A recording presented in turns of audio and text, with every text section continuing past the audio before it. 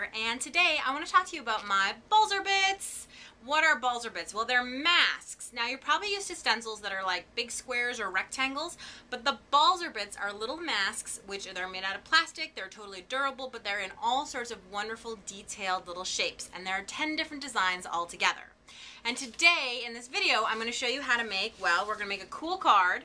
I think this is pretty awesome. We're going to be using jelly printing. We're also going to be making this awesome layout. Look at that background. Isn't it so fabulous? It's just so full of energy and fun. And finally, I'm going to show you how to use those Balzer Bits right in your project life spreads. So hang on. It's going to be a wild ride. I'm working on a sheet of 12 by 12 watercolor paper, and I've got these little peacock feather Balzer Bits, and I'm going to go ahead and just lay them out here on my page. They can overlap, it's not a big deal. I'm working with 2 colors of Dilution spray ink. You can use any spray ink that you like. This happens to be Lemon Zest and Bubblegum Pink. And what I'm going to do is I'm going to spray from about 6 to 8 inches away a couple times with each of these colors. I like to mix my colors up.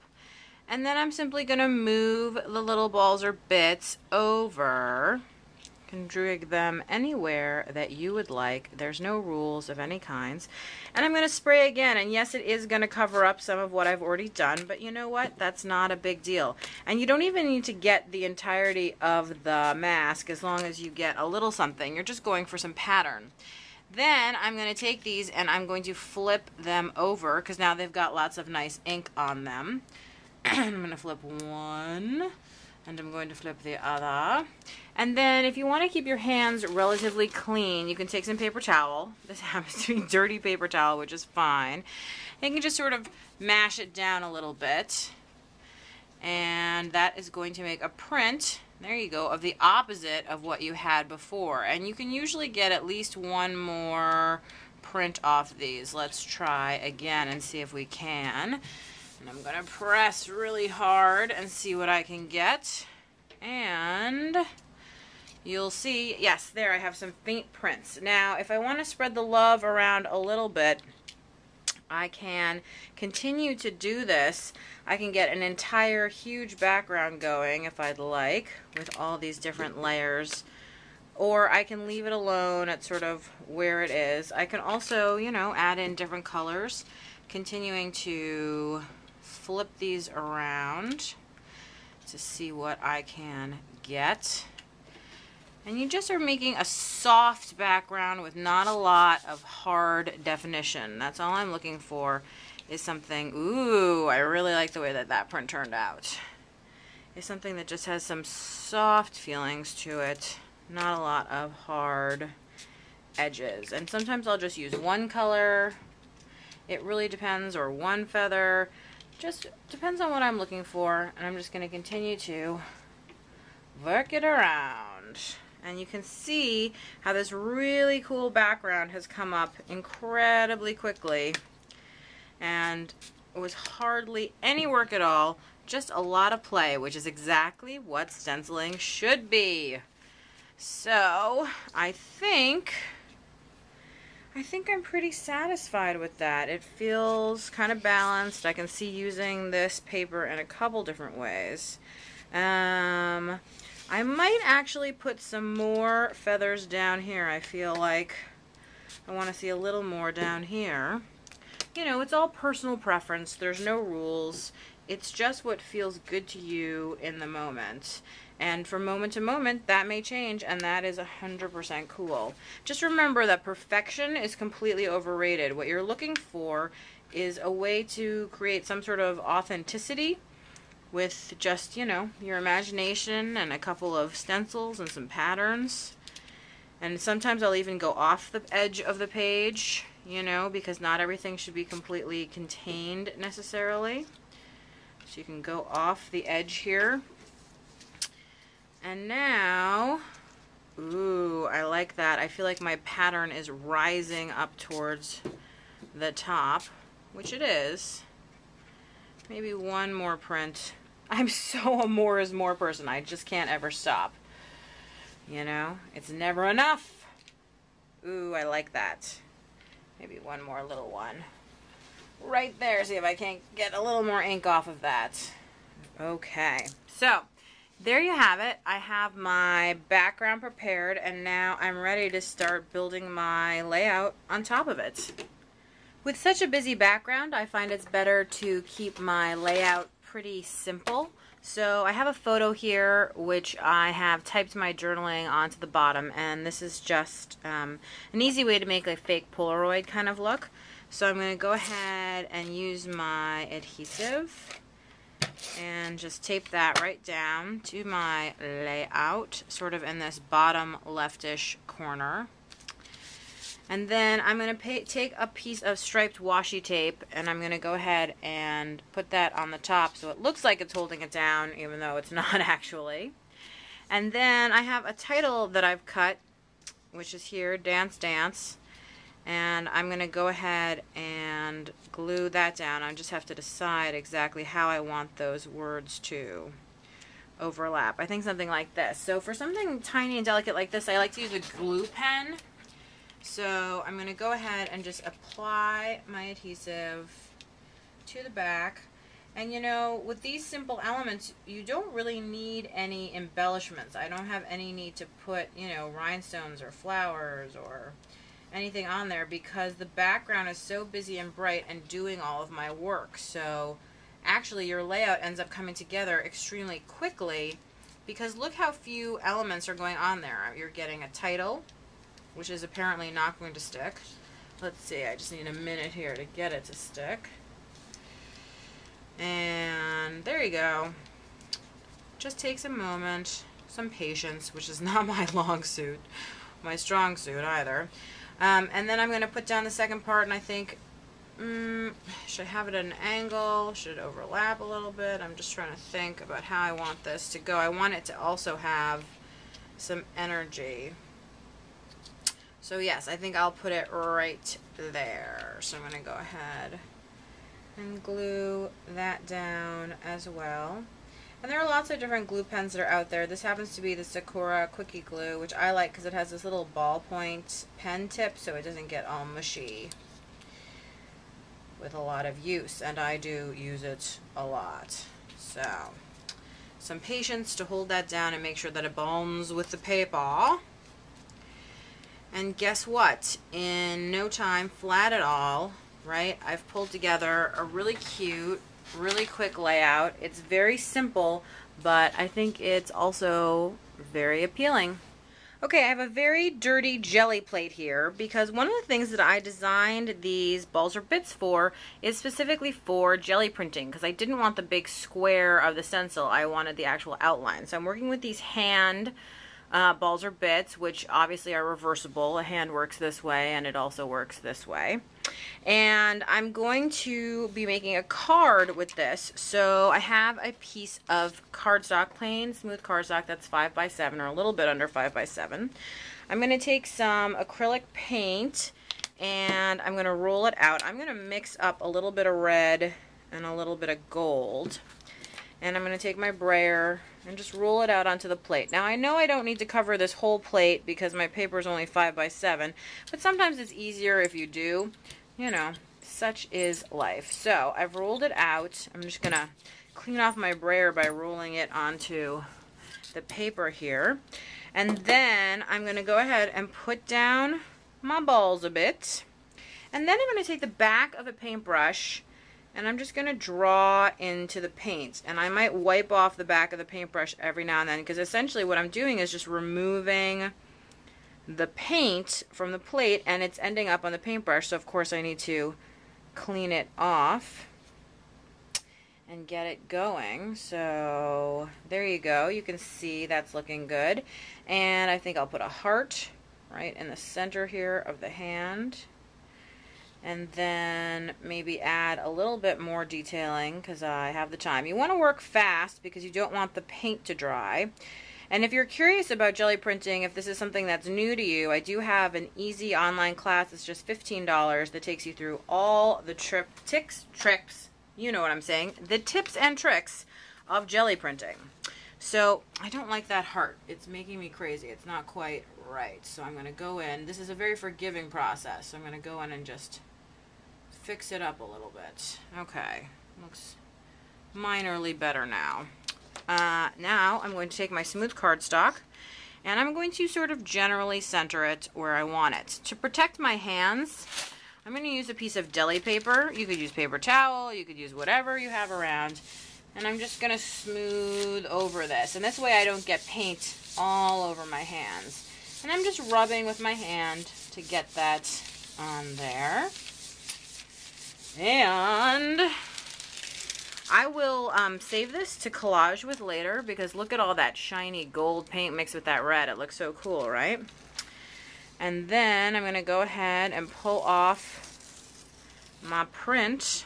Ooh! Look how nicely that turned out. Can you see the gold glow? Very cool. So I'm going to let this sit. And if I want, you know, I can take this same deli paper and I can go back in and pick up a second print, some of that center area now that the paper's been removed. Because nothing should be wasted when you're making art. There you go. And you can see I got part of a print there as well. And sometimes, yep, I can see it. There's the little hand. So sometimes you can pick up something else from under the stencil, which is kind of cool. There's one print. And then if I take the stencil and put it face down and maybe roll over it with the brayer, let's see. Yes, I managed to get the paint off of that. So there's, you know, 2 little paw prints extra. So you get a lot of stuff from very little effort, you know, and the Balzer Bits are just a great way to create a really easy focal point. I've taken a piece of black cardstock and I've just cut it down so that it's 7 inches tall and 10 inches wide, so that it's basically a 5x7 card when it gets folded in half. And I'm going to take my jelly print and I'm simply going to put adhesive all around. I tend to be an over adherer just because I hate it when things fall off, but you certainly don't have to use this much adhesive if you don't want to. And then I'm going to do my best to line this up so that there's a small black edge around the whole thing. There you go. And you could take some time to get it a little more even than I did, but you know, again, perfection's overrated. And then I have this little banner that I cut that says, thinking of you. You could also use stamps or whatever else, and I'm just going to, where do I want it? I think maybe down here. That looks good. And then I'm just going to use a staple to attach it right there. Easy enough. And in no time at all, I have this cute little card that says, thinking of you, and has this great little heart. And I'm ready to rock. I love Project Life and I'm a huge Project Life addict, so I did design some of these Balzer Bits specifically for Project Life, especially this Days of the Week one. But I wanted to show you also how you can use some of the specifically Project Life ones for this project. So I have 2 pieces of watercolor paper, which I've cut down to just under 3x4, and I find they fit better in the pocket since watercolor paper is a little thick if you cut it a little bit smaller. So I'm going to put the Monday, Tuesday, Wednesday, that one right there. Now, if you want, you can tape down, you know, the stencil and the card if it makes it easier for you. That is fine, and then you get a little bit things lined up slightly more and things don't move on you quite as much. Then I'm going to take some acrylic paint. It is better to use a heavier paint for this just because the more that paint is thin, it's going to roll under your stencils. This is a used cosmetic sponge, but I'm going to make it unused by just cutting off the end, and now I have a new sponge. If you want to learn more stenciling techniques, I do have a free online class called Stencil 101 that you can take. You can visit my blog for more information about that. And I'm going to load up my sponge with some acrylic paint, and then I'm just going to dab up and down through those open holes. And the reason I'm using watercolor paper is just because I find that it buckles a lot less when you're using a lot of wet media. Now with something like this acrylic paint, we're using so little, you could definitely do this on smooth cardstock and you wouldn't have a big deal. If you were using a lot of spray inks, I would definitely recommend sticking with the watercolor paper. And you certainly can use spray inks with these little Balzer Bits, absolutely, and that would be quick and easy. I can see that my stencil has shifted around a little despite the fact that I tape things down. But you know what? I'm going to live through that because perfection is totally overrated. But look how cool that is. And that's ready for me to slip right into my Project Life album. Now, if you have something like this daisy, which really doesn't fit quite on our 3x4 card, then one of the things that I think is fun to do with it is you really are just creating a decorative card. So I just want part of the daisy to come in here. And I'm going to go ahead and I'm going to tape down the daisy. Let's tape that down over here. And then part of my issue is I don't really want to tape down where the card is because I don't want to cover it. So I'm going to put a little roll behind it and just tape it down to my paper that's here. And that should keep it relatively stable. I'm still going to use my finger to hold things down as well. And why don't we stick with the same color just because we already have it and make it easy. Although I'm already thinking maybe I want to mix up 2 colors. Start in the center with that. And yes, let's mix up a second color. So I'm just going to take this sort of light purpley color, put it out on my palette paper, and then without changing my sponge, I'm going to go right into it. And I'm going to continue out from where I left off. And the 2 colors are mixing directly on the sponge, and I think it creates a really cool effect. Changes the color a little bit, and I'm just continuing to go around, and hopefully the intensity of the color changes as it sort of goes out from the center. At least that's the plan, you know, and the best laid plans of mice and men, as they say, sometimes go astray. Okay, so, I'm just removing the bit, and then of course the washi tape, since it's removable, comes right off the back of that. And now I have another card that's completely ready for me to add some more embellishment or anything fun like that. So that's 2 quick and easy ways to create some Project Life cards. I just need to decorate these up and slip them into my Project Life album. So I have most of my Project Life spread together, and then I have these 2 cards which are going to go into these holes right here.